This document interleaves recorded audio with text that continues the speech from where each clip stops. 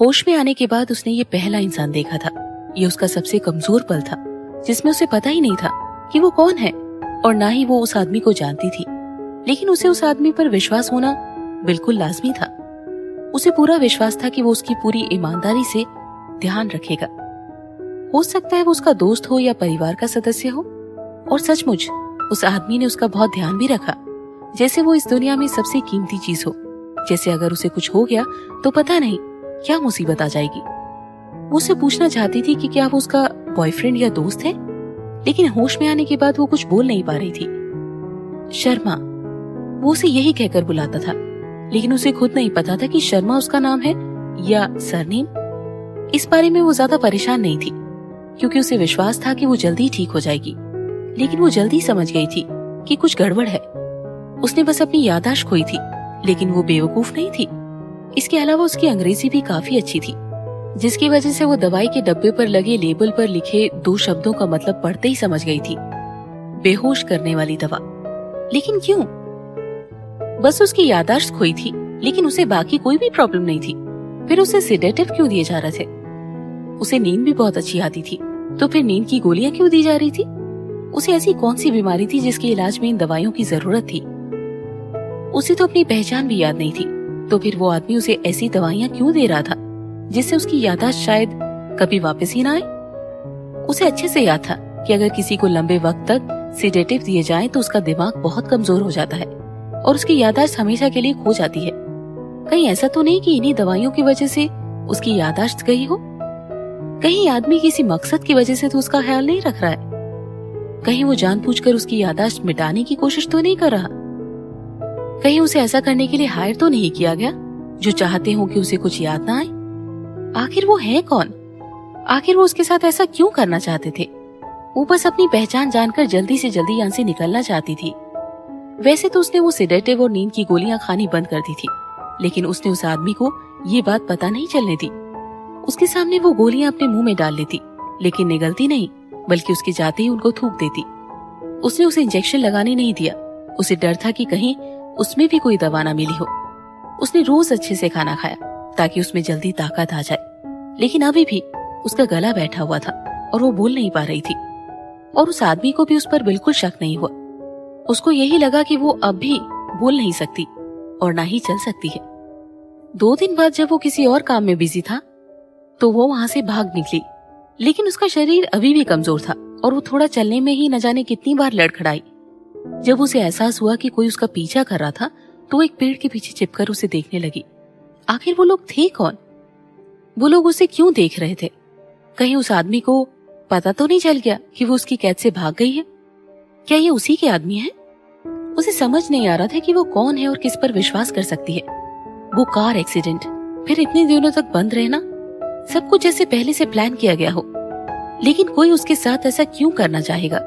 क्या वो उसके दोस्त है या दुश्मन? उसका परिवार कहाँ था और वो खोई कैसे थी? क्या उन्होंने उसे ढूंढने की कोशिश नहीं की?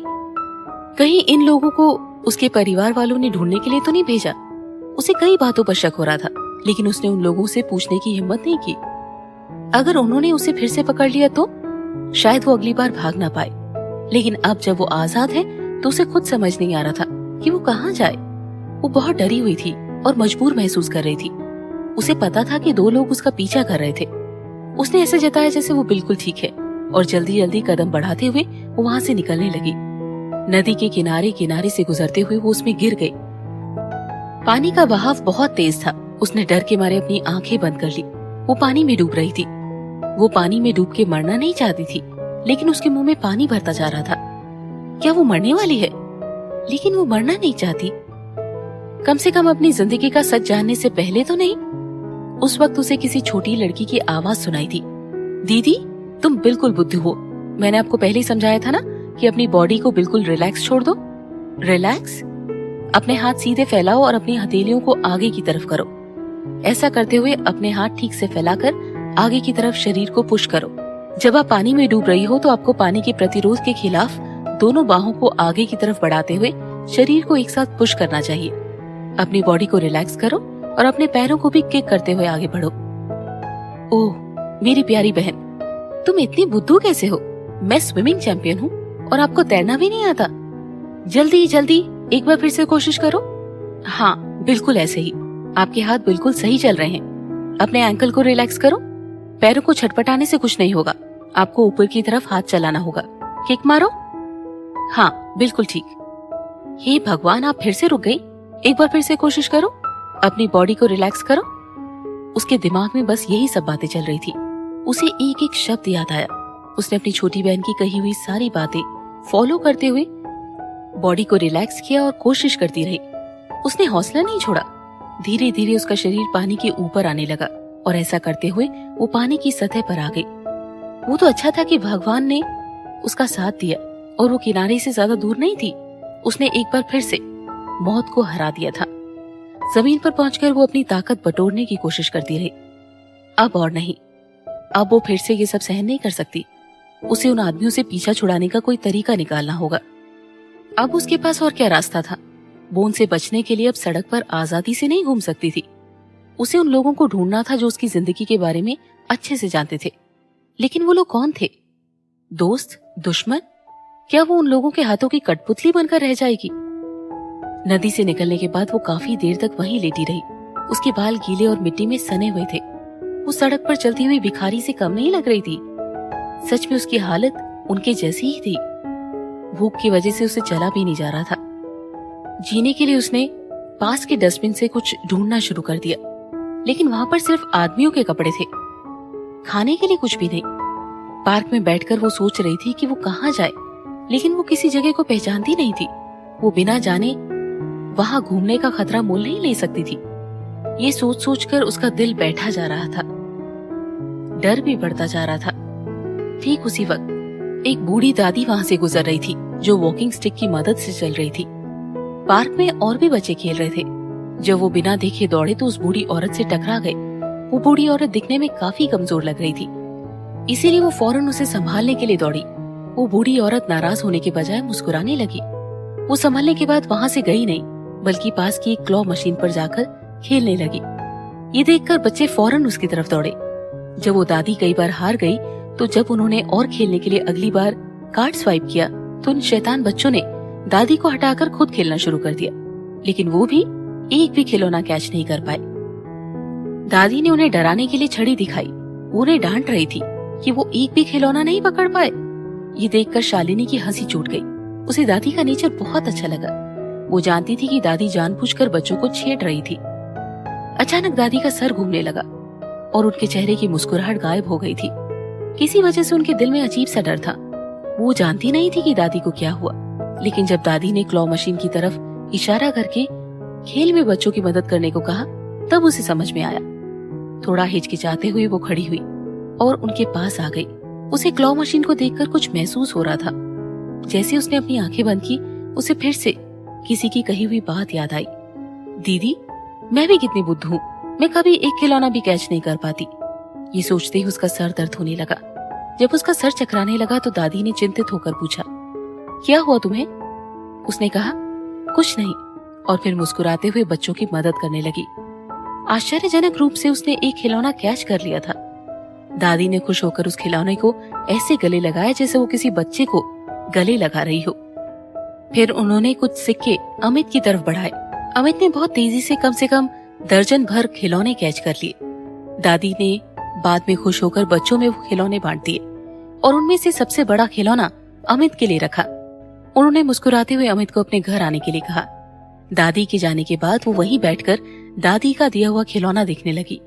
वो इतनी भूखी थी कि उसे लग रहा था कि वो कहीं भूख के मारे मर ना जाए, लेकिन वो खाना कहाँ से लाएगी? क्या वो इस खिलौने के बदले में खाना खरीद सकती है? जब उसने अपना सर उठाकर सामने देखा तो उसे एहसास हुआ कि वो बूढ़ी दादी उसके सामने खड़ी थी और उसे परेशान नजरों से देख रही थी। उसने पूछा, बेटा, क्या हुआ तुम्हें? मैं भूखी हूँ। आखिरकार उसके मुंह से शब्द निकल ही गए। उसने होश में आने के बाद पहली बार कुछ बोला था। भूखी हो? ये सुनकर वो बूढ़ी दादी चौंक गई। वो कौन सी सदी में जी रही है? अभी भी इस देश में लोग भूख से मर रहे हैं। उन्होंने वहां खेल रहे बच्चों में से एक को पैसे देकर पास की स्टॉल से ब्रेड और पानी की बोतल लाने को कहा। खाना देखते ही अमित ने उसे इतनी जल्दी खाया कि कई बार उसे फंदा भी लग गया। वो बूढ़ी दादी ने पानी की बोतल खोलकर उसे दी और बोली, बेटा, आराम से खाओ। उन्होंने उसे बड़े प्यार से पूछा, तुम्हारा परिवार कहाँ है? उन्होंने तुम्हें खाना क्यों नहीं खिलाया और ऐसे भूखा मरने के लिए क्यों छोड़ दिया? शायद उस बूढ़ी दादी की उम्र को देखकर अमित को लगा कि वो उन पर विश्वास कर सकती है और इसीलिए उसने अपनी तकलीफ और कंफ्यूजन सब कुछ उन्हें बता दिया। उसने कहा, मुझे नहीं पता मैं कौन हूँ। क्या? बूढ़ी दादी सुनकर हैरान थी। वो बहुत देर तक उसे गौर से देखती रही और फिर आखिर में बोली, क्या तुम अपना नाम जानती हो? अमित ने कहा, शर्मा। शर्मा शायद ये मेरा नाम है, लेकिन मैं यकीन से नहीं कह सकती कि ये मेरा नाम है या नहीं। उसे खुद नहीं पता था कि वो उसका नाम है या सरनेम। जो आदमी उसका ध्यान रख रहा था, अगर वो सच में बुरा आदमी था तो उसका ज्यादा चांसेस इसी बात के थे कि उसका सरनेम या तो शर्मा था या वर्मा, और उसका नाम नहीं था अमित शर्मा। नानी उसका नाम सुनकर मुस्कुराने लगी और बोली, मेरे पोते का नाम कबीर है। फिर उन्होंने प्यार से अमित के सर पर हाथ फेरा और बोली, तुम बहुत प्यारे हो। मेरा पोता भी बचपन में बहुत प्यारा था। बेटा, जब तुम्हें पता ही नहीं कि तुम कौन हो तो तुम कुछ दिनों के लिए मेरे साथ मेरे घर पर क्यों नहीं रह लेते? अमित ने कहा, मुझे ये तो याद नहीं कि मैं कौन हूँ, लेकिन मुझे ये पता है कि वो लोग मुझे नुकसान पहुंचाना चाहते हैं। मुझे डर है कि कहीं मेरी वजह से आप भी मुश्किल में न पड़ जाएं। वो महसूस कर रही थी कि ये बूढ़ी दादी सच में बहुत अच्छी है, इसीलिए वो उनके साथ नहीं जाना चाहती थी ताकि उन पर कोई मुसीबत ना आ जाए। बूढ़ी दादी ने कहा, मेरी चिंता मत करो, कोई भी मेरा कुछ नहीं बिगाड़ सकता। दादी के समझाने के बाद वो उनके साथ गाड़ी में बैठ गई। उसे पता नहीं था कि वो कहाँ रहती थी। दादी के बचपन का नाम अमिता था, इसीलिए जब उन्होंने उसका नाम अमित सुना तो उन्हें अपनापन सा महसूस हुआ। उनके हिसाब से अमित एक बहुत ही बहादुर लड़का था जो याददाश्त खोने के बाद भी अपनी हिम्मत नहीं हारा था, इसीलिए उन्होंने इसे दिल से अपना लिया। दुनिया के लिए वो उनका पोता था जिसे उन्होंने गोद लिया था। वैसे तो अमित भी दादी के बारे में ज्यादा नहीं जानता था, लेकिन उनके आलीशान घर को देखकर वो समझ गया था कि वो बहुत अमीर है। साथ ही उसने ये भी फैसला किया था कि वो अभी उन्हें अपनी लड़की होने का सच नहीं बताएगी। लेकिन जब उसने बाद में उन्हें बताने का सोचा तो उसी वक्त बूढ़ी दादी का पोता घर वापस आ गया था। बूढ़ी दादी के बेटे का नाम कबीर आहूजा था और उससे मिलने के बाद अमित को एहसास हुआ कि वो शहर के बहुत बड़े रईस के घर में रह रही थी। पहली बार कबीर से मिलने के बाद वो बहुत डर गई थी। वो दिखने में बहुत हैंडसम था। उसने गॉगल्स पहन रखे थे, लेकिन उनके पीछे छिपी आंखों को देखकर ऐसा लगता था जैसे वो आपके अंदर छिपे हुए राज को ढूंढ निकालेंगी। उसकी मुस्कान में गर्मजोशी थी, लेकिन उसकी आंखें देखकर डर लगता था, क्योंकि उनको देखने से ही उसकी क्रूरता का एहसास होता था। इसी के साथ वो ये भी समझ गई थी कि वो अपने घर में एक अनजान लड़के को देखकर बिल्कुल खुश नहीं था। अमित भी इस अनजान दुनिया में किसी पर विश्वास नहीं कर पा रहा था, इसलिए कबीर से मिलने के बाद उसकी दादी को सच बताने की हिम्मत नहीं हुई। उसने अफवाहें सुनी थी कि कबीर एक बहुत ही चालाक और उलझा हुआ आदमी है जिसे लड़के और लड़की दोनों में बहुत इंटरेस्ट है। इसके बावजूद कहा जाता था कि उसकी बहुत सारी गर्लफ्रेंड है। अच्छा है, कम से कम लड़के का भेष बनाने से वो थोड़ा सुरक्षित तो रह सकती थी।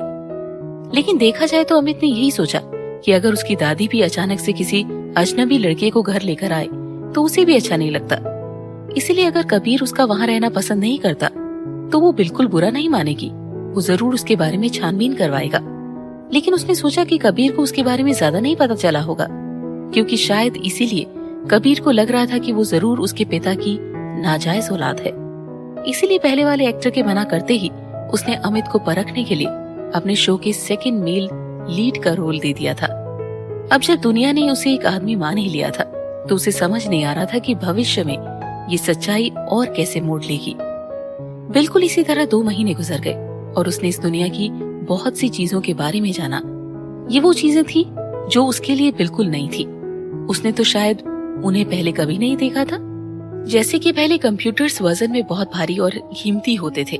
ज्यादातर परिवार में कम से कम एक कंप्यूटर जरूर होता था, लेकिन अब वो एक किताब जैसे हल्के होते हैं। आप उन्हें अपने हाथों में आराम से पकड़ सकते हैं। फोन का उदाहरण लो, उसे जहाँ तक याद था पहले के फोन काले या सफेद रंग के होते थे, लेकिन अब वो हर रंग और बहुत ही एडवांस तकनीकों के साथ मिलते हैं। आप उनसे सिर्फ फोन ही नहीं बल्कि वीडियो कॉल भी कर सकते हैं और साथ ही इंटरनेट भी इस्तेमाल कर सकते हैं। और अब तो आईपैड जैसा भी कुछ मिलता है जो दोनों का मिला जुला रूप है। उसे लोग टैबलेट भी कहते हैं। यहाँ बहुत सारी ऐसी चीजें जिन्हें देखकर लगता था कि दुनिया ने टेक्नोलॉजी के मामले में बहुत तरक्की कर ली है। और वो लड़की जिसका नाम संजना अरोड़ा है, आखिर वो कौन थी? अमित के दिमाग में कुछ ऐसी यादें थी जिसकी वजह से वो उस दिन स्विमिंग कंपटीशन देखने के लिए गई थी। दीदी, मैं एक स्विमिंग चैंपियन हूँ। क्या उसकी बहन भी इस कंपटीशन में भाग ले रही होगी? जब उस दिन वो कंपटीशन हॉल में संजना से टकराई तो उसने सोचा था कि क्या ये लड़की उसकी बहन हो सकती है। उसे अपनी बहन की बहुत धुंधली सी शक्ल याद है। वैसे तो उसकी आवाज बिल्कुल साफ थी, लेकिन अमित को यकीन था कि उसकी बहन की उम्र लगभग 12 साल की थी। इसके अलावा वो खुद 18 साल की थी और संजना 20 साल की, इसीलिए वो उसकी छोटी बहन हो ही नहीं सकती। और वैसे भी संजना का सरनेम अरोड़ा था, उसका शर्मा, इसीलिए उन दोनों का बहनें होना नामुमकिन था। कौन सी सगी बहनों का सरनेम अलग अलग होता है? हो सकता है वो दोस्त हो, कहीं संजना उसकी बहन तो नहीं। इसके अलावा उसने कहा था कि वो अनामिका से मिलने आई थी, लेकिन जब संजना को पता चला कि उसे पेंटिंग करना अच्छा लगता है तो शौक में क्यों थी? ऐसा लग रहा था जैसे वो कुछ कहना चाहती हो। क्या वो संजना पर विश्वास कर सकती थी? अचानक कबीर ने दरवाजे पर नॉक करके कहा, टाइम हो गया। अमित ने अपने होश संभाले और जल्दी से अपने कपड़े बदले। उसने एक सिंपल एथलेटिक आउटफिट और एक बेसबॉल कैप पहना, जिसे पहनते ही वो एक बहुत ही स्मार्ट लड़के में बदल गया। उसने दरवाजा खोलने से पहले खुद को कांच में एक बार देखा और जब उसे यकीन हो गया कि वो बिल्कुल लड़के जैसी दिख रही है तो उसने दरवाजा खोल दिया। बाहर वो एक आदमी से टकराई। दोनों इतने करीब थे कि एक दूसरे की सांसें महसूस कर सकते थे। कबीर खुद बहुत आश्चर्य में था, लेकिन उसने अपने चेहरे से जाहिर नहीं होने दिया। अमित एक पल के लिए दंग रह गया और घबराकर कुछ कदम पीछे हट गया। भले ही वो बहुत शांत हो, लेकिन उसे अभी तक प्यार का अनुभव नहीं हुआ था। ये पहली बार था जब वो किसी लड़के के इतने करीब आई थी। वो कबीर के इतने करीब थी कि अगर दोनों में से कोई कुछ बोलता तो शायद उनके होंठ एक दूसरे से छू जाते। अमित ही सोचते ही शर्माने लगा। इतना रंग गोरा था कि शर्माने से उसका पूरा चेहरा लाल हो गया था। ठीक उसी वक्त कबीर की आंखों में हलचल हुई। अमित को शर्माता देखकर वो कंफ्यूज हो रहा था। उसने अमित को घूरते हुए कुछ कदम आगे बढ़ाए और उसे घेर कर खड़ा हो गया। अमित को लगा कि वो उस पर गुस्सा करेगा, पर उसे समझ नहीं आ रहा था कि वो क्या करने वाला है। वो जरूर उसके साथ कुछ करने की कोशिश कर रहा है ना? आखिर इस आदमी को लड़के और लड़की दोनों में दिलचस्पी जो है, हाँ, कहीं वो उस पर शक तो नहीं कर रहा? उसने अपने दिल की घबराहट को छिपाकर उसकी आंखों में मुस्कुराते हुए देखा, लेकिन अभी भी कबीर का रिएक्शन उसे समझ नहीं आ रहा था। 1 सेकेंड, 2 सेकेंड, 3 सेकेंड, इसके बाद कबीर ने धीरे से कहा, चलो चले। अमित ने विनम्रता के साथ उसकी तरफ अपना हाथ बढ़ाया और बोला, मिस्टर कबीर, प्लीज। संजना बाहर इंतजार कर रही थी। वो कबीर के जाने के बाद थोड़ी देर और अमित के साथ बातें करना चाहती थी, लेकिन उसने दोनों को बाहर आते देख लिया था। वो उनके पास जाने के लिए आगे बढ़ी, लेकिन फिर उसने सोचा कि इस सीरियल की शूटिंग 1-2 दिन में खत्म नहीं होगी। वो किसी और दिन आकर उससे मिल सकती है। जैसे ही उसने उन दोनों को देखकर बाय कहा तो अमित उसे देखकर मुस्कुराया और उसकी तरफ आने लगा। संजना का दिल जोर से धड़का। अमित उसकी तरफ क्यों आ रहा था? क्या वो उसकी बहन थी? तुम अभी तक वापस नहीं गई? अमित उससे कुछ कदम की दूरी पर रुककर बोला। संजना ने कहा, मैं अनामिका का इंतजार कर रही हूँ, क्या तुम वापस जा रहे हो?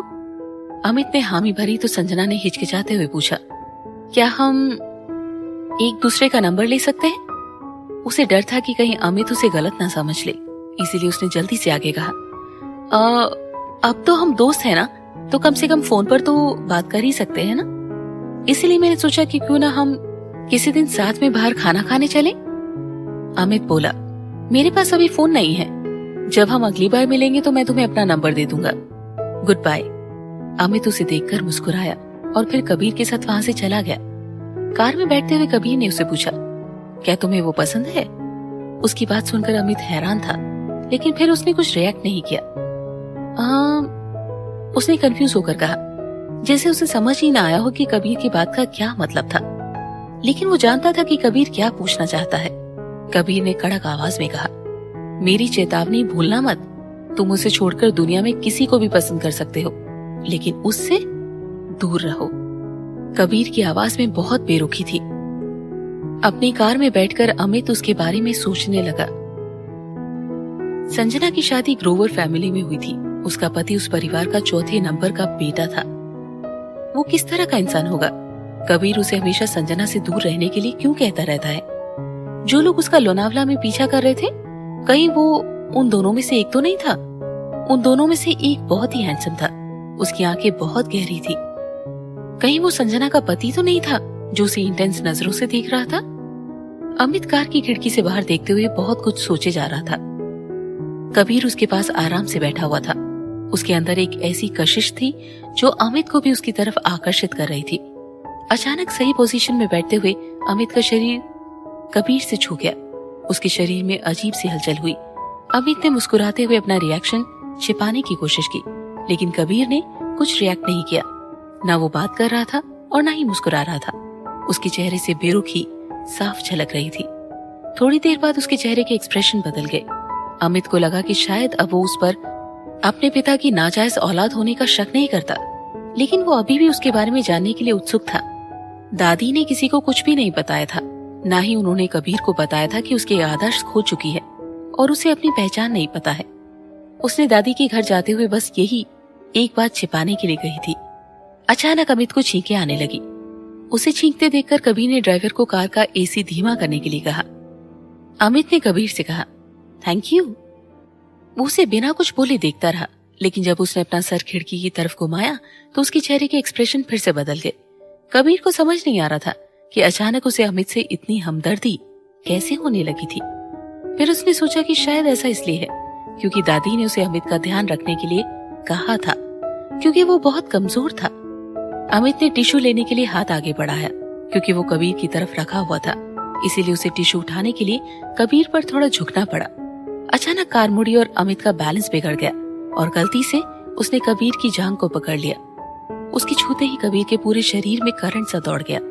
उसने अमित का हाथ पकड़कर जोर से झटका और उसे डांटते हुए बोला, तुम क्या कर रहे हो? अमित को खुद बहुत शर्म आ रही थी। उसने कहा, सॉरी, वो कार मुड़ने से मेरा बैलेंस बिगड़ गया था। कार ने सच में पहले से जोर से टर्न लिया था। जब कबीर ने उसकी कलाई छोड़ी तो उसकी पूरी कलाई पर उसकी उंगलियों के निशान छप गए थे। ये देखकर कबीर सोचने लगा, ये लड़का तो सचमुच बहुत कमजोर है। अमित उसके चेहरे को देखकर समझ गया था कि वो क्या सोच रहा होगा, इसीलिए उसने फौरन कहा, मैं ठीक हूँ, मुझे माफ कर दीजिए। कबीर थोड़ा सोचकर बोला, माफी तो मुझे मांगनी चाहिए, मैंने शायद कुछ ज्यादा ही गुस्सा कर दिया। दरअसल मुझे लोगों का ऐसे छूना पसंद नहीं है। अमित ने कुछ नहीं कहा। वैसे भी उसने कौन सा जानबूझकर उसे छुआ था? वैसे भी इस आदमी को तो दोनों जेंडर पसंद थे ना, तो फिर वो बिना किसी को छुए उनके साथ वक्त कैसे बिताता होगा? संजना वहाँ खड़े होकर कबीर और अमित को जाते हुए देखती रही। अनामिका जो वहाँ से गुजर रही थी, उसने संजना की तरफ देखा, जो अमित को जाते देखकर किसी सोच में डूबी हुई थी। उसने एक बार अमित की तरफ देखा और फिर संजना की तरफ। कहीं संजना के दिल में अमित के लिए फीलिंग्स तो नहीं है? वो दबे पांव संजना की तरफ बढ़ी। उसने शूटिंग के लिए कपड़े के जूते पहने हुए थे, इसीलिए उसके कदमों की आहट भी नहीं हुई। जैसे ही उसने संजना के कंधे पर थपथपाया, वो चौंक पड़ी। अनामिका को घूरते हुए उसने शिकायती लहजे में कहा, तुमने तो मेरी जान ही निकाल दी थी। अनामिका कुछ सोचने की एक्टिंग करते हुए बोली, लेकिन मैंने तो सुना है कि जिनके मन में चोर होता है उन्हीं को डर लगता है। फिर अनामिका ने धीरे से संजना के करीब आकर उसके कान में कहा, तो तुम ऐसा कौन सा काम कर रही हो जिसे छुपाने में तुम्हें डर लग रहा है? गलत काम? डर? संजना घबरा गई। नहीं, ऐसा तो कुछ नहीं है, ये तो बस नॉर्मल रिएक्शन है ना? अनामिका बोली, लेकिन थोड़ी देर पहले तुम्हें देखकर तो ऐसा लग रहा था जैसे तुम किसी के लिए तरस रही हो। हाँ? संजना ने उसे घूर कर देखते हुए कहा, तुम कुछ ज्यादा ही बढ़ा चढ़ा कर नहीं बोल रही हो। मैंने तो बस ऐसे ही देखा था, बस ऐसे ही, लेकिन देखने वालों को तो कुछ और ही नजर आ रहा था। अनामिका ने संजना को सर से पांव तक गौर से देखा और बोली, तुमने कहा था ना तुम यहाँ सेट पर मुझसे मिलने आई थी, लेकिन मैं यकीन के साथ कह सकती हूँ कि तुम्हारे यहाँ आने की वजह मैं नहीं बल्कि अमित है ना? सच सामने आते ही संजना का चेहरा शर्मिंदगी से लाल हो गया और वो हिचकिचाते हुए बोली, नहीं, मैं तो तुमसे मिलने आई थी। संजना ने घुमा फिराकर सच स्वीकार कर लिया कि वो यहाँ अमित से मिलने आई थी। ये जानकर अनामिका और भी ज्यादा उत्सुक हो गई। अनामिका बोली, संजना, वैसे तो ग्रोवर फैमिली के सभी मर्द बकवास है, लेकिन तुमने करण ग्रोवर से शादी की है। अगर तुम शादीशुदा होते हुए किसी और से अफेयर करोगी तो इसका अंजाम बहुत दर्दनाक होगा। फिर वो संजना को देखकर हल्के से हंसी और आगे बोली, अगर करण को इसके बारे में पता चल गया तो क्या करेगा? ये सोचते ही संजना ने कंफ्यूज होकर कहा, तुम ये सब क्या सोच रही हो? मैं भला उसे धोखा क्यों दूंगी? मैं यहाँ किसी और वजह से अमित से मिलने आई थी। संजना के लिए इस वक्त अपनी बहन के बारे में अनामिका को सच बताना सही नहीं था, लेकिन वो ये भी नहीं चाहती थी कि उसे कोई गलत फहमी हो, इसीलिए उसने थोड़ा सच कहा। करण को मुझ पर पूरा विश्वास है। ओह, ये आदमी लोग। अनामिका व्यंग भरी हंसी हंसते हुए बोली, ये लोग सिर्फ उन्हीं बातों पर विश्वास करते हैं जो अपनी आंखों से देखते हैं। तुम्हें क्या लगता है, अगर मैं तुम्हारी कोई फोटो उसे भेज दूं जिसमें तुम किसी और मर्द के साथ बेड पर सो रही हो, तो क्या तुम पर विश्वास करेगा वो? ये सुनते ही संजना के पसीने छूट गए। उसने कहा, मैं क्यों किसी और मर्द के साथ बेड पर सोऊंगी? मैं पागल थोड़ी ना हूँ। अनामिका मुंह बनाकर बोली, मैं बस एक उदाहरण दे रही हूँ। वैसे भी फोटो को फोटोशॉप किया जा सकता है, या शायद कोई तुम्हें ड्रग देकर अपने साथ सुला ले। दोनों ही तरह से खींची हुई फोटो देखकर तुम अपनी बेगुनाही साबित नहीं कर सकती हो। तो क्या तुम्हें लगता है कि ऐसे में करण तुम पर विश्वास करेगा? संजना कुछ नहीं बोल सकी। करण हमेशा से बहुत अहंकारी और गुस्से वाला इंसान रहा है। अगर ऐसा कुछ होगा तो वो खुद नहीं जानती कि वो क्या कर बैठेगा, लेकिन फिर भी उसे यकीन था कि करण का विश्वास उस पर से कम नहीं होगा। अनामिका हंसी, तुम्हें मुझे कुछ कहने की जरूरत नहीं है। तुम्हारी हिचकिचाहट देखकर मुझे जवाब मिल गया। संजना कहना चाहती थी, वो इतना काफी है। अनामिका ने हाथ का इशारा करके उसे आगे बोलने से रोक दिया और कहा, तुम्हें कुछ भी कहने की जरूरत नहीं। मैं ग्रोवर फैमिली के मर्दों को बहुत अच्छे से जानती हूँ, लेकिन तुम सबको एक जैसा तो नहीं समझ सकती ना। संजना करण के बारे में अनामिका की गलतफहमी दूर करना चाहती थी, इसीलिए उसने आगे कहा, हर कोई एक जैसा नहीं होता है। मैं नहीं जानती कि ग्रोवर फैमिली में किसके साथ आपके अतीत की बुरी यादें जुड़ी है, लेकिन करण को उस इंसान की तरह मत समझो, क्योंकि करण लाखों में एक है। अनामिका ने पूछा, अगर ऐसी बात है तो जब तुम्हें पता चला कि मेरा सरनेम राजवंश है तो तुम इतना चौंक क्यों गई थी? अनामिका ने संजना के हाव भाव नोटिस करते हुए कहा, अगर मुझे ठीक से याद है तो जैसे ही तुम्हें पता चला कि मैं समीरा की बुआ हूँ तो तुमने मुझे ऐसा देखा जैसे मैं तुम्हारी दुश्मन हूँ।